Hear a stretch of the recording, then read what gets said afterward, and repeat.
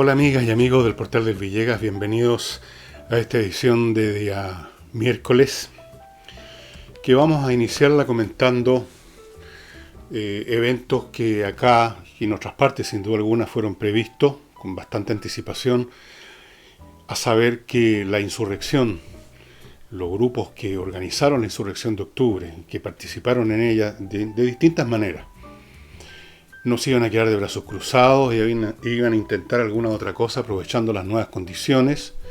Incluso adelantamos, como tampoco era para nada difícil de prever, que iba a ser usado el tema de la crisis económica que iba a traer la pandemia, y tal cual.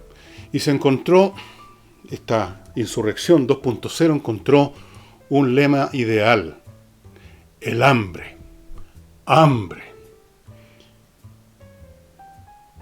Y el día lunes ya vimos las primeras muestras, los primeros sondeos de cómo se va a intentar prenderle fuego una vez más al país, con acciones todavía muy locales, muy parciales y en muchos casos bastante fracasadas.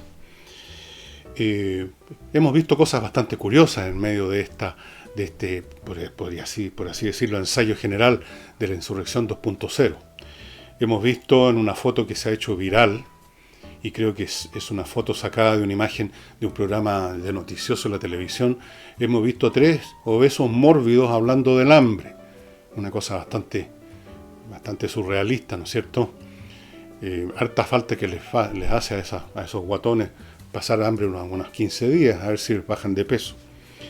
Hemos visto en el bosque, con la supuesta rebelión de los hambriados, a jóvenes bastante ágiles para estar tan hambriados, los jóvenes de siempre, envueltos en capuchas las caras, con ropas oscuras, negras, arrojando molotov, arrojando piedra y corriendo con esa agilidad que tienen estos personajes, atacando los vehículos policiales.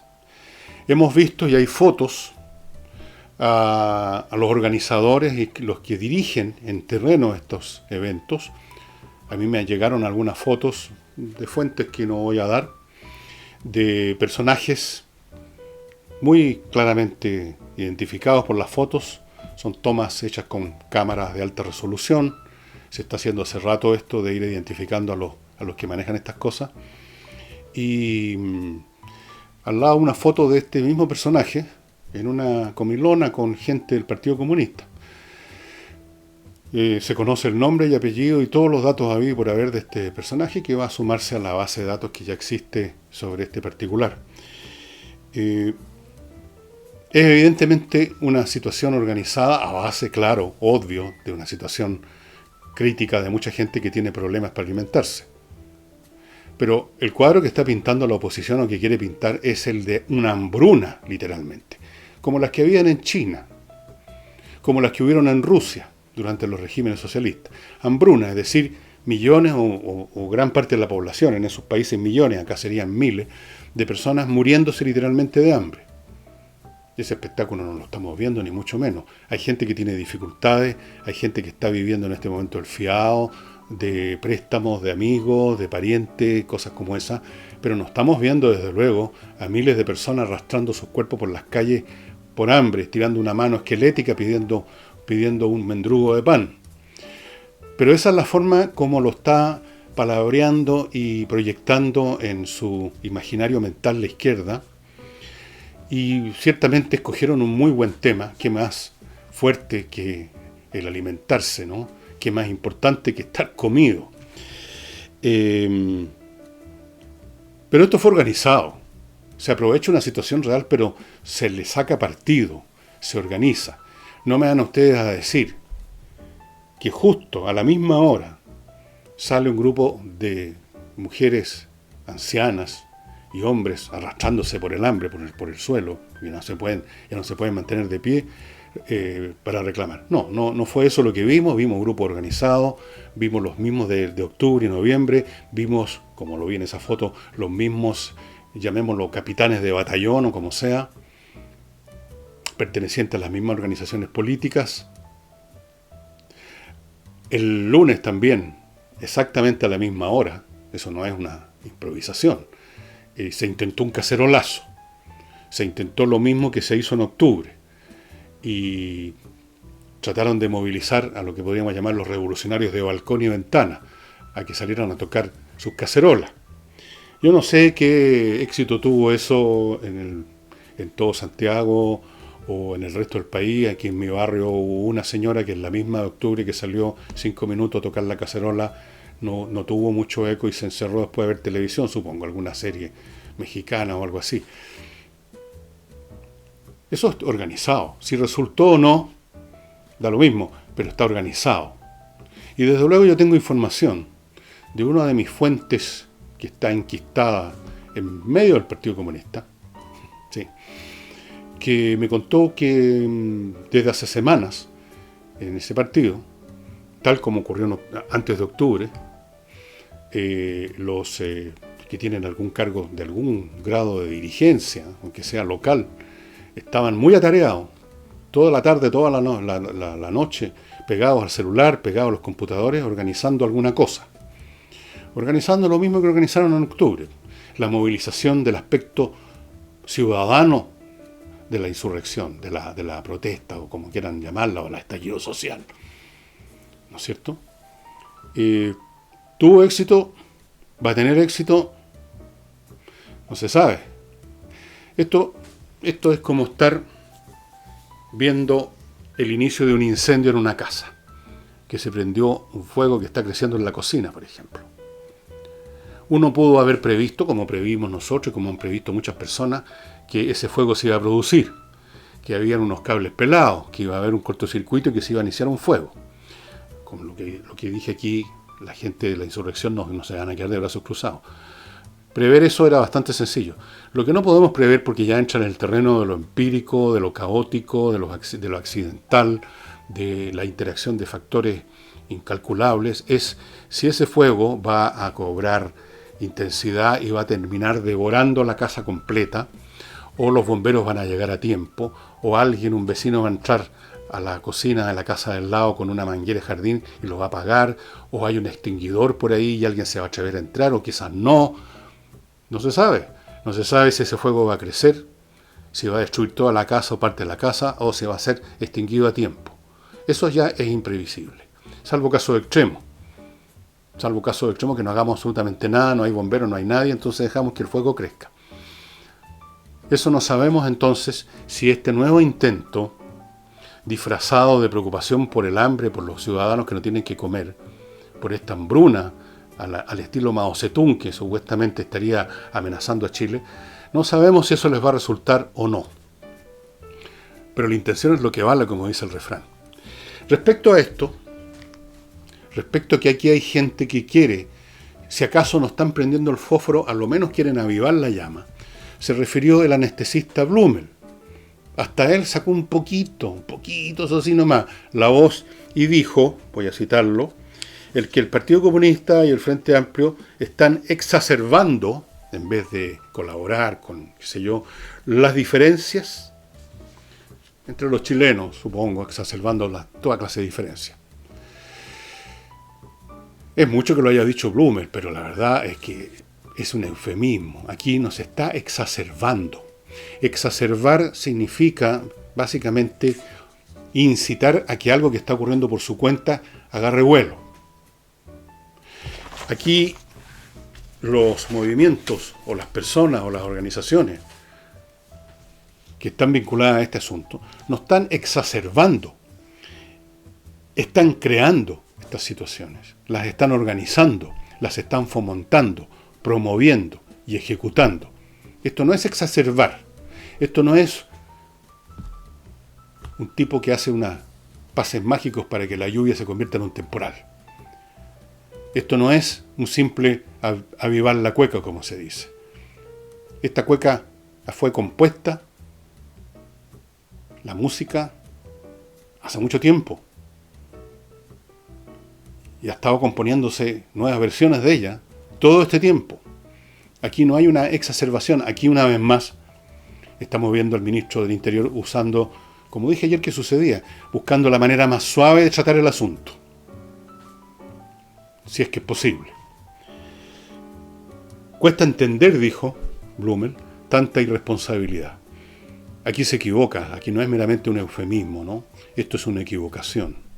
Esto de la participación de tales o cuales grupos políticos o personas en estos asuntos no es un tema de irresponsabilidad, o sea, de que no se dan cuenta de lo que hacen, no saben lo que dicen, no se cometieron un error, se portaron en forma descuidada. Esto no es un tema de irresponsabilidad. Estas son conductas voluntarias, pensadas, planeadas, queridas, de manera tal que no es una irresponsabilidad. De hecho, diría yo que quienes están en esto, que quienes pretenden aprovechar esta coyuntura, porque todas las anteriores les han fracasado, o por lo menos no han llegado al éxito total que quisieran, ellos son muy responsables con sus metas, que son demoler el actual modelo social, político, económico, cultural que rige en este país desde hace tantos años. Ellos son responsables con su propia idea de que existe un modelo indefinido en este momento para algunos y socialista para otros, incluso comunista, que tiene que ser construido después de demoler el actual. Son súper responsables con sus metas, con sus agendas, con sus idearios. Tratarlos de irresponsable como que como el niñito tonto que hace una huevada por tonto, no corresponde, y es otro eufemismo, o es un error, una de dos. Por supuesto, y a pesar de este lenguaje que intenta ser lo más suave posible, la izquierda reaccionó rasgándose las vestiduras, diciendo que una vez más, dijo la señora Vallejo, la misma que sale en la foto con este tipo que está coordinando los grupos en el bosque, una vez más nos usan de chivo expiatorio. Ese es el tema de la victimización, ¿no? El chivo expiatorio, nos culpan a nosotros, blancas palomas, inocentes. Otros dirigentes políticos se refirieron más o menos en los mismos términos, mostrando o una necedad absoluta o una hipocresía monumental. Elijan ustedes cuál de las dos cosas. Porque claramente que la izquierda está asociada a estas acciones. Están completamente asociados, ya sea como organizadores y ejecutores de frentón, como ayudistas, como promotores, como aplaudidores,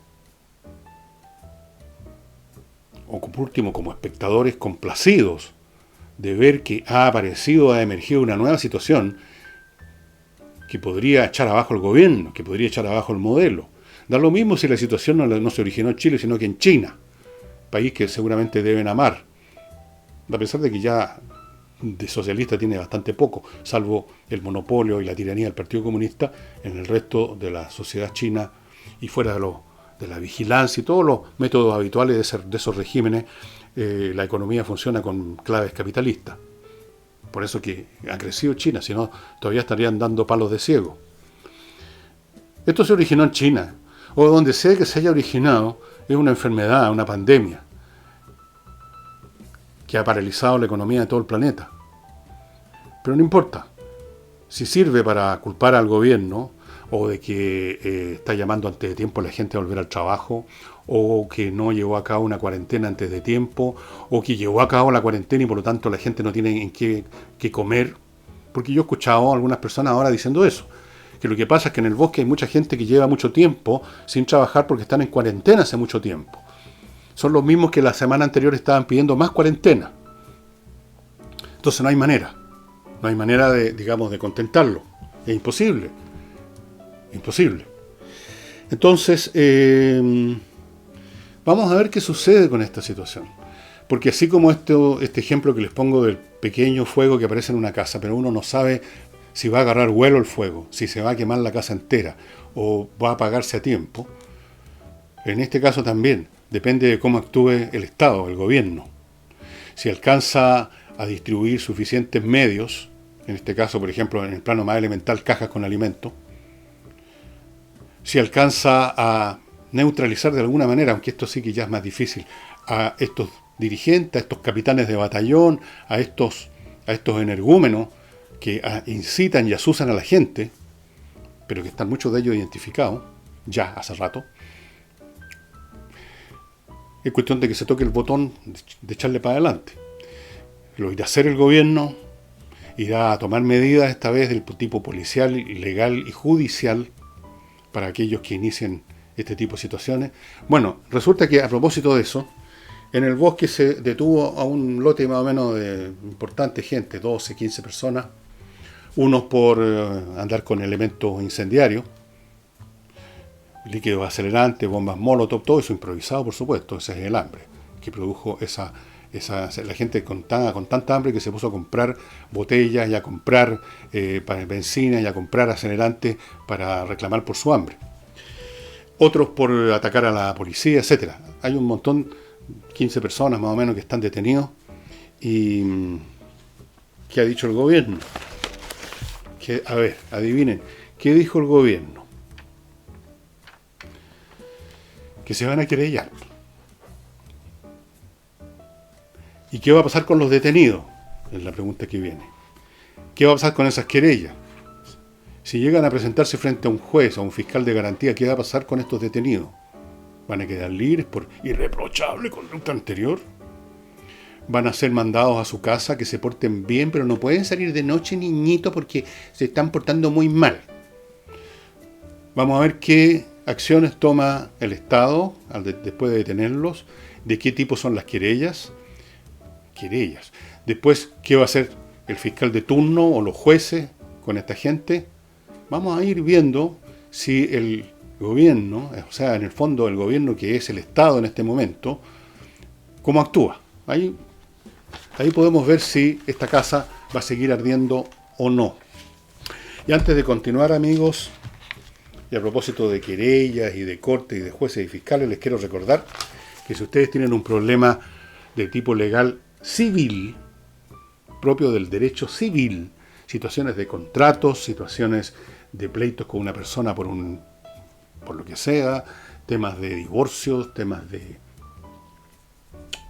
herencias, todas esas situaciones que son complicadas y donde mucha gente, como en el caso de las herencias, ¿no?, que aparecen 400 familiares que nunca se les había visto el pelo y que juran que amaban al fallecido y que parece que les dejó algo.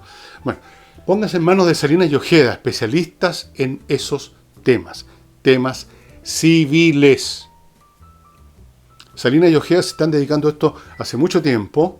Es un bufete ya reconocido por su expertise en el tema y por lo tanto, como especialistas que son, tienen una alta tasa de éxitos y por consiguiente, si usted está en una situación de esas, salinasyojeda.cl, ese es el sitio de ellos, contáctense con ellos, cuéntenle cuál es su problema y échele para adelante con un buen respaldo legal. Y para invertir en Estados Unidos, usted ya sabe, pero se lo recuerdo igual, invierta en USA.cl, una empresa en la internet que lo lleva a usted de la mano, no solo a superar los trámites legales, que significa o entraña o implica invertir en Estados Unidos, en todo caso mucho menos que en Chile, sino que además tiene la carpeta con las ofertas y con las posibilidades de negocio. No es meramente un acompañamiento formal, sino de contenido. Invierta en USA.cl, tiene un expediente con 3.500 franquicias para que usted vea dónde le interesaría invertir. En algunos casos incluso se le interesaría comprar la franquicia completa. Tiene además específicas ofertas y posibilidades y oportunidades de compra de bienes inmobiliarios como terrenos, casas, edificios, etcétera, en diversas partes de Estados Unidos. Muy interesantes las ofertas en Detroit, donde hay toda una mecánica legal que facilita mucho la inversión, porque quieren recuperar la ciudad. Hay oportunidades increíbles en Detroit. Si quiere abrir una cuenta corriente en Estados Unidos, también lo va a ayudar, le va a hacer el trabajo. Invierta en USA.cl. Así que ya saben, amigas y amigos, si están en ese cuento, en ese predicamento, invierta en USA.cl. Y ahora, para remojar los labios, solamente para eso, ¡tatán! Love. ¿Qué es lo que es Love? A ver, adivinen. ¿Qué es lo que produce Love? Vino, pues. Pues es una viñita chiquitita, de boutique. Y esas son las que producen los mejores vinos, dicho sea de paso. Que están ahí como cotarios. Y son unos vinos realmente ricos del Valle Maipo Andes, Yo se los puedo decir con toda seguridad porque me he chupado ya 2 o 3 botellas de estos, si no 4. Así que estoy hablando con autoridad etílica. Lof. ¿Cómo se consiguen estos vinos que yo recomiendo? Entre el sitio de ellos, vinoslof.cl, o hay un Instagram, supongo que es esta cuestión, vinos_lof, sí. Hay un celular también, todo eso está apareciendo a mi izquierda. Y ordene, le van a llevar el vino. El pedido mínimo son 6 botellas en una cajita. No van a llegar desde la viña hasta su casa por una botella. Es imposible, ¿no es cierto? 6. Pero ¿y cuál es el problema? 6 botellas, ¿cuánto le duran a usted? Si un profesional como yo, le duran 6 días, con suerte. Y si le duran más, mejor. Significa que usted va a tener siempre un stock de vino exquisito que cada día, cada mes, cada año que pase, se va a poner mejor. Así que, Love, estimados amigos vineros, ya saben. Y vuelvo a mis temas. Aparte de los paquetes o las cajas con alimentos, ustedes saben que el gobierno hace rato que ha creado una serie, ya varios mecanismos para ayudar a las personas, gente que ha perdido su trabajo, pero que no están desvinculados a la empresa, pero no tienen ingreso, van a recibir unos dineros en 3 mensualidades. Se han creado también créditos especiales para pequeñas empresas y se volvió a crear uno más. Corfo va a agregar 150 millones de dólares adicionales a un programa que ya tenía para créditos a MIPYME. El crédito es MIPYME, así se llama el programa, para pequeñas y medianas empresas que están en situaciones problemáticas. Este dinero va a ser manejado a través de instituciones no bancarias, condiciones ideales. Y yo les hago ahora una pregunta. ¿Creen ustedes que este tipo de iniciativas, que toda la semana aparece una nueva, que tiene que ver con cientos o miles de millones de dólares, creen ustedes que esto habría sido posible si no hubiéramos las finanzas chilenas, los gobiernos anteriores, no se hubieran manejado con prudencia y cautela de manera tal de que tuviéramos, como tenemos, fondos de reserva para hacer estos gastos? Porque está claro que estos gastos, muchos de ellos no se van a recuperar jamás. Hay gente que simplemente no va a poder. Desde luego las cajas de alimentos no se van a devolver. Estos son, en el fondo, en algunos casos son literalmente donaciones. Son simplemente, se está repartiendo para los ciudadanos la fortuna del país. Y está bien, siempre que se haga bien, por supuesto. No se trata de tirar la pata por la ventana. Pero esto no habría sido posible si el gobierno no hubiera sido cauteloso. Y en el futuro, y me refiero al futuro inmediato, porque la pandemia no se va a acabar mañana y la crisis económica va a tomar meses todavía, pero aún más lejano, en un futuro aún más lejano, se aparecen nuevas emergencias derivadas ya sea de terremotos, tsunamis, otros virus o lo que sea, una guerra nuclear en algún lado. Una vez más, vamos a poder el gobierno tomar medidas en la medida que haya recursos, y esos recursos van a existir en la medida en que haya cautela. Por eso, que lo que pide la oposición todo el tiempo, más plata, que se gaste más. Hay un fondo de X millones, gástense todos los X millones. No dejen nada para mañana, es ahora. Bueno, eso no corresponde, eso es irresponsable. Eso sí que es irresponsable. Pero lamentablemente en el DNA político y económico de la izquierda hay un solo verbo que utilizan, que es gastar. Y generalmente malgastar. Producir es una palabra que la usan re poco, no saben mucho de eso. Gastar, porque gastar les conviene. Gastar, por un lado, deteriora al gobierno y por otro lado ellos quedan como príncipes, pues son ellos los que están incitando al gasto. Bueno, no pues, hay que manejar las cosas con cuidado. No se trata de tirar la plata por la ventana, precisamente porque estamos en una crisis. Tampoco se trata de ser mezquino. Se trata de ser inteligente, que significa graduar las cosas precisamente de acuerdo al timing y a las circunstancias. Ni más ni menos. Y eso es lo que intenta hacer este gobierno, creo yo. No tengo todavía ningún antecedente que permita decir están pecando para el mal gasto o están pecando para el lado de la tacañería. No me parece. No me parece que sea ese el caso. Un gobierno tiene que manejarse con una responsabilidad que consiste en mirar muchas jugadas para adelante.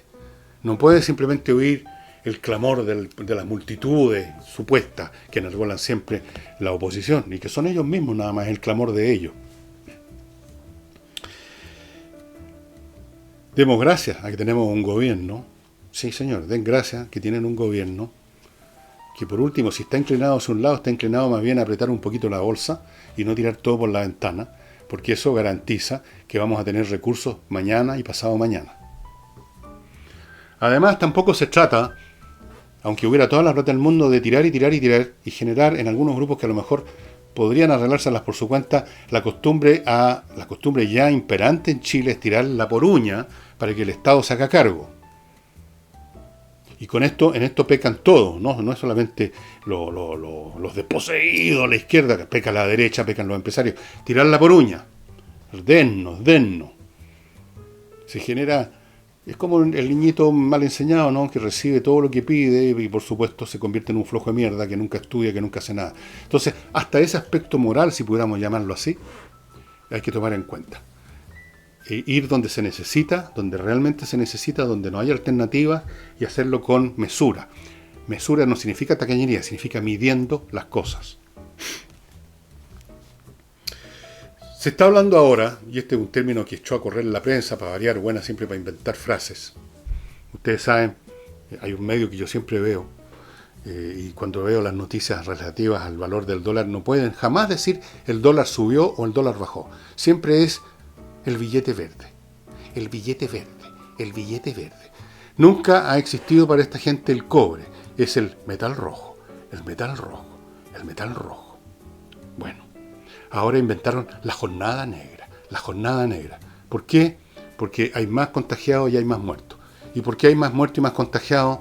Por lo que hemos dicho aquí 1.000.000 de veces y lo han dicho todo el mundo que sabe un mínimo de esto. Que esa es la evolución lógica de las pandemias, nos guste o no. A medida que los contagios se hacen a partir de una base absoluta numérica más grande, es evidente que son más los contagiados, pues. Cuando hay 10 contagiados que contagian a 10, al otro día hay 20. Pero cuando hay 100 contagiados que contagian a 100, al otro día hay 200. Entonces es un fenómeno que produce un impacto completamente distinto. Y entramos ya en esta fase, y por eso que no me cuesta nada adivinar, aplicando una mera curvita, decirles que a mediados del próximo mes, entre este mediados de mes y el próximo mediados de mes, vamos a seguir subiendo las cifras. Eso es inevitable. Eso es simplemente una certeza matemática. Y esto no tiene nada que ver con lo que haga o no haga el gobierno, salvo que pudiera hacer algo que es imposible y que nadie puede hacer. Todo el mundo, como he dicho, encerrado en su casa, y dentro de su casa cada uno encerrado en su pieza. Y ahí se eliminan los contactos, pero también se elimina todo. El país deja de funcionar y nos desplomamos, así que tampoco funcionaría. Así que la pandemia va a seguir con alteraciones en esta curva, por accidentes demográficos, por situaciones incalculables, pero en general va a seguir esta tendencia y vamos a tener un aumento. No hay ninguna jornada negra que da la impresión de que hubo un asunto que tiene que ver con la mala suerte, con un accidente, o por supuesto, como va a decir la oposición, por un mal manejo, porque no hubo cuarentena, o porque hubo muy tarde la cuarentena, o por esto, o por lo demás allá. No, esto es la lógica de la pandemia, punto. Si ustedes quieren, es la lógica de las curvas de los procesos exponenciales, o de los procesos binomiales de segundo orden. Entonces ustedes vean en los libros de matemática de colegio, yo creo que ya aparecen estas cuestiones. Así es que esto era esperable, vamos a tener que bancarnos esto. Y bueno, con una población además que tiene un cierto grado, no total, pero un grado, hay una fracción por lo menos de la población que tiene un grado de indisciplina casi, bueno, impresionante. Más difícil todavía, digamos, que se aplane la curva, como dicen. Las curvas se pueden aplanar un poco, pero al final igual sigue siendo una curva ascendente, más empinada o más suave, pero sigue creciendo. La diferencia es para los hospitales, que reciben por unidad de tiempo menos enfermos, menos casos graves, si la curva es más suave, pero la curva sigue ascendiendo. Eso es absolutamente inevitable.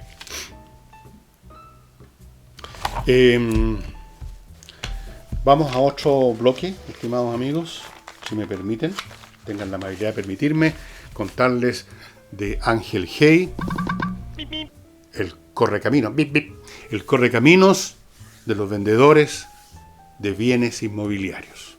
¿Se acuerdan del mono el Pip Pip?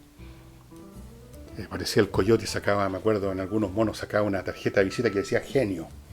Inventaba las cosas más espantosas, siempre productos de la fábrica Ajax o Acme, ¿se acuerdan? Y ahí inventaba unas cosas, igual el correcamino, salía adelante y ganaba. Bueno, Hey es un correcamino comparado con los demás corredores. Es más rápido para vender, mucho más rápido. También sabe tasar su propiedad, cosa muy importante. Sabe encontrar arrendatarios buenos y sabe administrar arriendos si usted es rentista y ya se latió de estar haciendo personalmente ese trabajo. Y más ahora que para ir a cobrar hay que salir, hay que escuchar al latero, que se me echó a perder la llave, que cuándo me va a arreglar esta cuestión, que la ducha sale una gotera nomás. Si usted es arrendador, ya sabe. Entréguele todo eso a Hey, que él le maneje el asunto. Ya, déjese payasar. Hey, estimados amigos.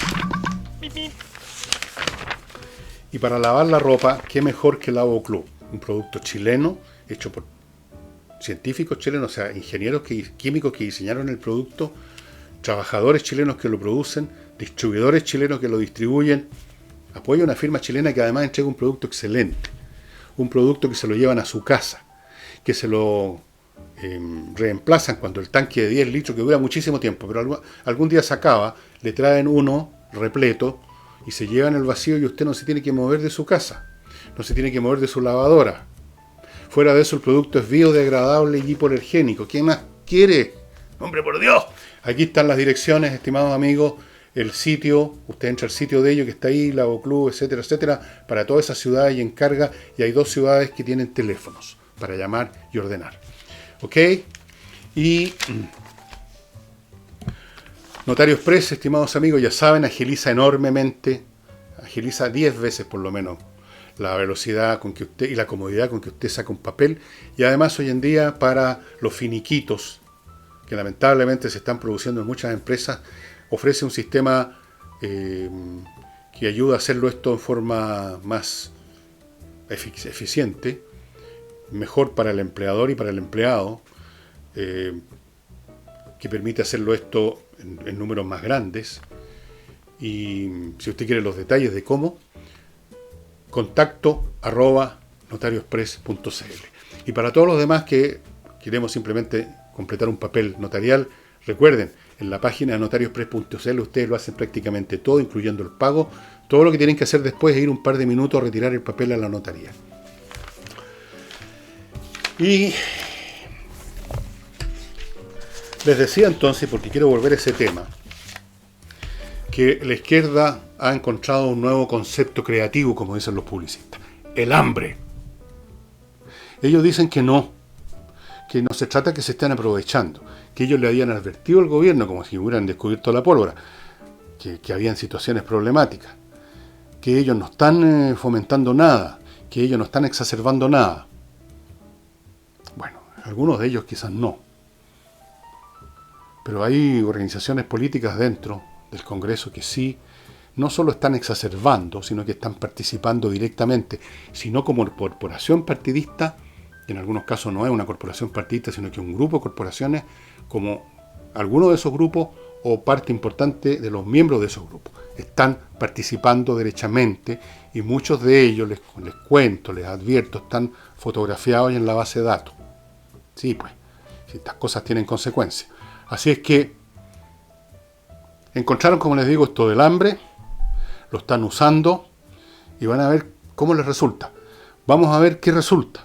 Vamos a ver si logran movilizar, como dicen ellos, a las señoras que se arrastran por el suelo por el hambre en otras comunas de Santiago, en otras ciudades del país, si logran hacer crecer el asunto avivando el fuego que ellos mismos prendieron, ciertamente aprovechando condiciones que existen, que no las crearon ellos, las creó la pandemia, pero aprovechando esas condiciones para llevar agua a su molino político.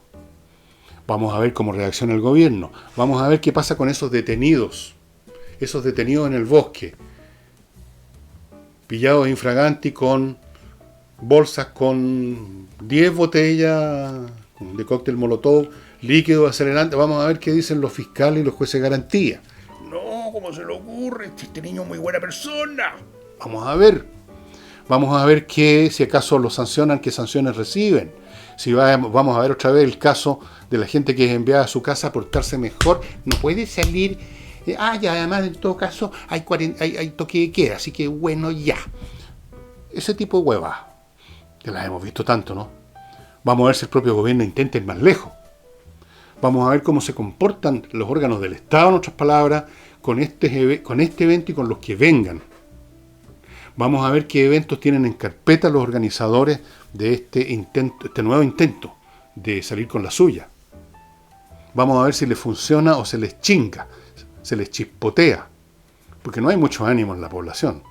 Yo ayer me asomé a ver lo de los cacerolazos y era la misma señora que estuvo 5 minutos, nadie le dio pelota ni siquiera en su propio edificio, nadie salió al balcón a acompañarla en su protesta por el hambre, después se fue a comer, supongo, era la hora de comida. Revolucionarios de balcón. Vamos a ver qué onda, pues vamos a ver qué sucede. Yo realmente no sé lo que va a suceder, no lo sabe nadie.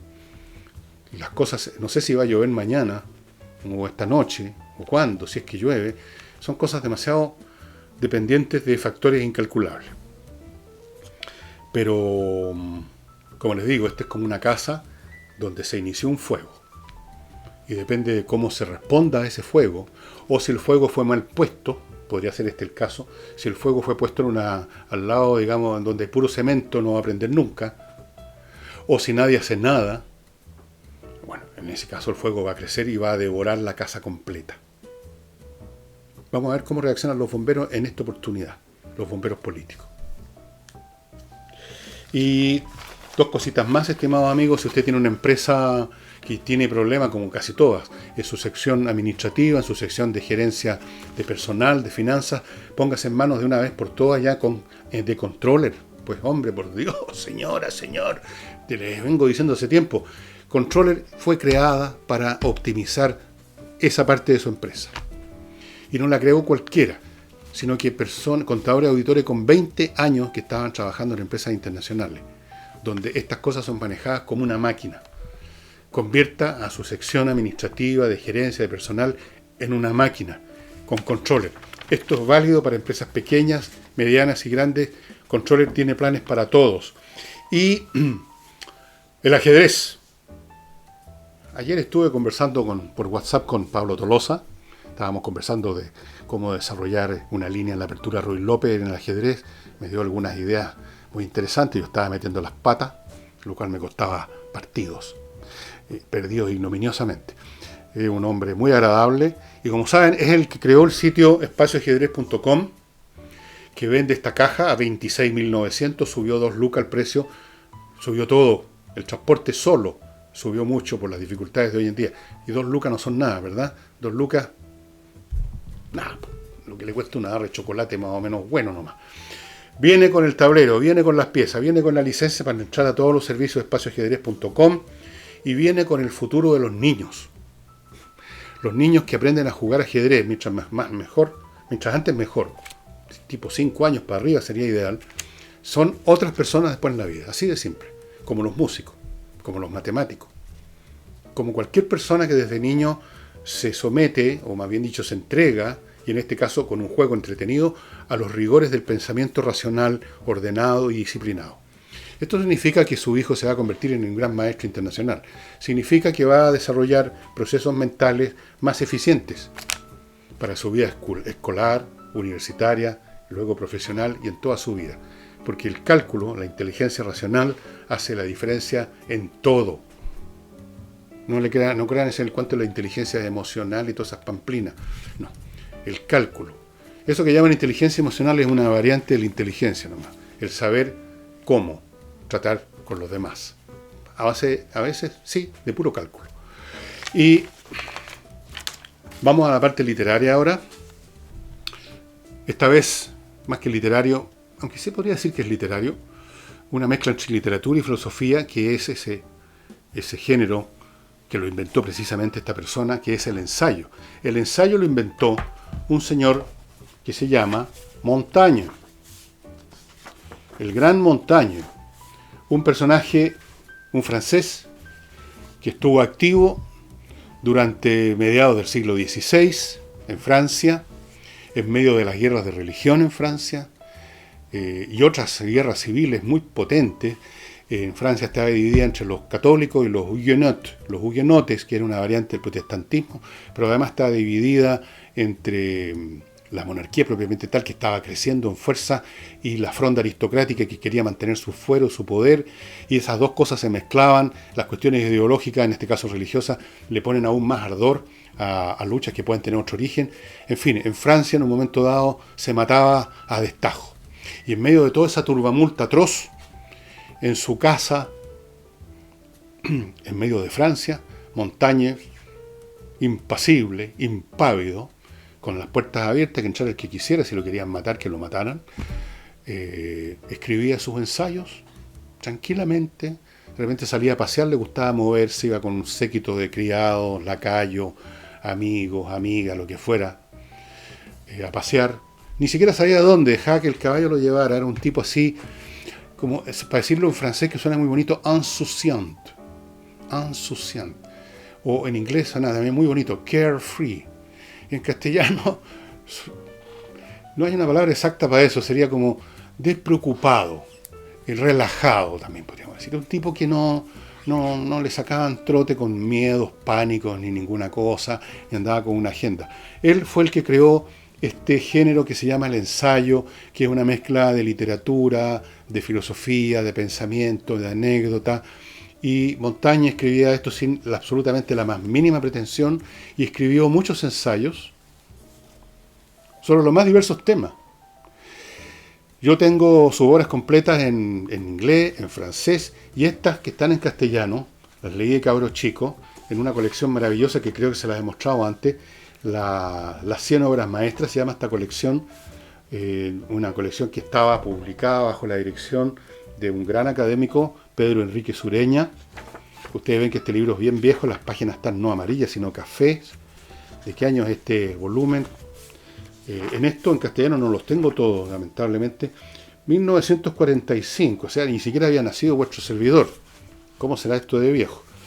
Les voy a leer el principio nada más para que se den una idea del estilo tranquilo, despreocupado, si ustedes quieren, el hombre que divagatorio un poco de Montaigne. ¿Cuál era el tema teórico? Y digo teórico porque él partía con un tema y podía terminar con otro, no importaba un cuesco. El tema es de lo útil y de lo honroso. Y dice así: nadie está exento de decir vaciedades. Lo desdichado es proferirlas presuntuosamente. Esto no va conmigo. Las mías, las vaciedades, se me escapan tan al desgaire como insignificantes son. Donde bien les acomode caer. Las abandonaría a poca costa, y no las compro ni las vendo, sino por lo que pesan y miden. Hablo al papel como al primero con quien tropiezo. Que lo que digo sea cierto ya sería mucho. Y ahora entrando al tema. ¿Para quién no será abominable la perfidia? Puesto que Tiberio, se refiere al emperador Tiberio, el segundo emperador de Roma después de Augusto, puesto que Tiberio la rechaza costándole tan caro, le anunciaron desde Germania que si lo creía bueno, lo librarían de Arminio, un jefe militar bárbaro que había iniciado una revuelta que le costaron la vida a Varo y sus legiones durante el reinado de Augusto. Fueron 3 legiones liquidadas en los bosques de Teutoburgo, en lo que ahora es Alemania. Entonces, este Arminio estaba todavía vivo y le ofrecen que lo pueden liquidar. Entonces dice, le anunciaron de Alemania que si lo creía bueno le librarían de Arminio por medio del veneno. Era este guerrero el más poderoso enemigo que tenían los romanos, el que tan malamente los trató bajo Varo, y el único que impedía el crecimiento de la dominación romana en aquellas regiones.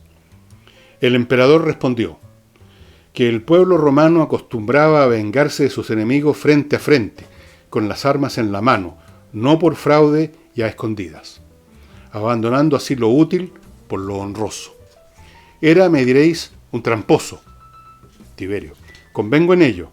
No es un gran milagro en gente de su profesión, pero la confesión de la virtud no dice menos bien en labios del que la odia, tanto más cuanto que la verdad se la arranca forzosamente, y si no quiere recibirla en sí, al menos se cubre con ella. O sea, cuando un bandido habla de honestidad, hay que tomarlo aún más en serio. Continúa Montaigne: llena está de imperfecciones nuestra contextura pública y privada, pero en la naturaleza no hay nada inútil, ni siquiera la inutilidad misma. Nada se ingirió en este universo que no ocupe su lugar oportuno. Nuestro ser está cimentado sobre cualidades enfermizas. La ambición, los celos, la envidia, la venganza, la superstición y la desesperanza viven tan naturalmente dentro de nosotros que la imagen de tales dolencias se reconoce también en los animales. Hasta la crueldad reside en nosotros, pues, dominados por la compasión, experimentamos interiormente como una punzada agridulce de voluptuosidad maligna ante los sufrimientos de nuestros semejantes. Rochefoucauld, que era un aforista francés muy posterior a Montaigne, dijo alguna vez algo similar, algo así como: hay algo en las desgracias de nuestros cercanos que no nos resulta tan desagradable. Bueno, continúa Montaigne: ¿quién de aquellas cualidades arrancara las semillas en el hombre acabaría con las condiciones fundamentales de nuestra vida? De igual suerte hay en toda organización social oficios necesarios que no son solamente abyectos, sino también viciosos. Los vicios ocupan su lugar en nuestra naturaleza y su papel es el enlace de nuestra contextura, tal como los venenos sirven a la conservación de nuestra salud. Pero si se truecan en excusables, puesto que no son necesarios, y el menester común borra su cualidad genuina, necesario es también abandonar este papel a los ciudadanos más vigorosos y menos pusilánimes, a los que sacrifican su tranquilidad y conciencia a la salvación de su país, como los antiguos sacrificaban su vida. Nosotros, los demás seres comunes y corrientes, más débiles, desempeñamos un papel más sencillo y menos arriesgado. El bien público requiere que se traicione, que se mienta y que se asesine.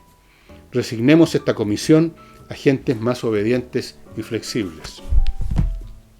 Bueno, leer este pequeño pedazo de uno de los muchos ensayos de Montaigne no le hace, desde luego, justicia a este pensador, ensayista, que no se tomaba en serio. Esa es una de sus grandes gracias. Un hombre que no se tomaba en serio. Y lo dice a cada momento en su ensayo, que no me doy pelota, que mis ensayos los hago al desgaire, que no me hagan mucho caso, si me equivoco, y si no, y que juez. Ese era Montaigne, encantador. Un hombre encantador, por lo menos como personaje literario, como autor, no sé cómo sería como persona, me imagino que parecido. Ese tipo de gente que está en el polo opuesto a los activistas, a los fanáticos, a los que quieren imponerle al mundo su visión de las cosas. Él, todo lo contrario, escéptico, tenía una visión acerca de nuestra capacidad para encontrar la verdad pero muy pesimista, no creía que éramos capaces de encontrar la verdad. Todo se mueve, todo cambia, todo transmuta, y además, como yo dije el sábado, y es cosa sabida, nuestros instrumentos para buscar, detectar y expresar la verdad son muy imperfectos. Un hombre escéptico, y los hombres escépticos son los más amables y son los menos peligrosos, porque como no creen mucho en nada, no están dispuestos a cortarle a usted la cabeza por sus creencias, por establecer el paraíso aquí en la tierra, por ninguna cosa. Ellos simplemente pretenden salir adelante lo mejor posible en esta vida sin hacer daño, sin molestar a nadie, sin joder a nadie. Y como así lo hacía este caballero, que se encerraba en una torre, que se conserva en Francia, es un museo ahora, una torre dentro de su propiedad, que no era muy fastuosa ni mucho menos, era un torreón, algo así como un granero, ya me lo imaginen ustedes. Ahí había armado su estudio con sus libros, y ahí se metía todo el día a escribir, mientras a su alrededor bramaban los fanáticos, huguenotes o católicos, y se acuchillaban unos a otros, y él escribía tranquilamente sobre esto y lo otro, revisando sus libros, y de vez en cuando se le fruncía, se subía a caballo con su gente, y salía a pasear a cualquier parte. ¿A dónde vamos?, le preguntamos. Pues a donde nos lleven las cabalgaduras. Y podía estar una hora paseándose afuera, o podía estar un mes. Lo llamaron 2 o 3 veces a cumplir funciones oficiales, una vez en la corte, otra vez a la municipalidad, o digamos a la administración de una ciudad al sur de Francia. y lo hizo de muy mala gana, porque no le interesaba hacerse cargo de esas cosas, lo hizo bien, y después se volvió lo antes posible a su Torreón a seguir escribiendo. Hay un libro de Jorge Edwards sobre montaña que yo recomiendo mucho. Cuando me acuerde de buscarlo, y cuando al buscarlo logre encontrarlo, que son dos cosas muy distintas, voy a hablar de ese libro muy entretenido que escribió Jorge sobre montaña, mitad novela, mitad documental, mitad muchas cosas. Y eso sería todo por hoy día, estimados amigos. Mañana jueves voy a estar haciendo este programa con Nicole Rodríguez, así que la cosa va a tomar un tono más periodístico y no va a haber literatura y qué sé yo. Muchas gracias y será hasta ese día.